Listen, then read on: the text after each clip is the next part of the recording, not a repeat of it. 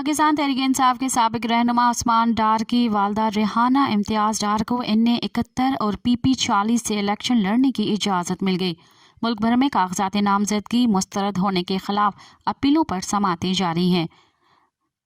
Appellate tribunal में justice Shakeel Ahmad पर मुश्तमिल इलेक्शन एपलेट बेंच ने उस्मान डार की वालदा रेहाना डार के कागजात नामजदगी मुस्तरद होने के खिलाफ अपील पर समात की। दरख्वास्त में इख्तियार किया गया है कि सियासी बुनियादों पर कागजात नामजदगी मुस्तरद किए गए हैं।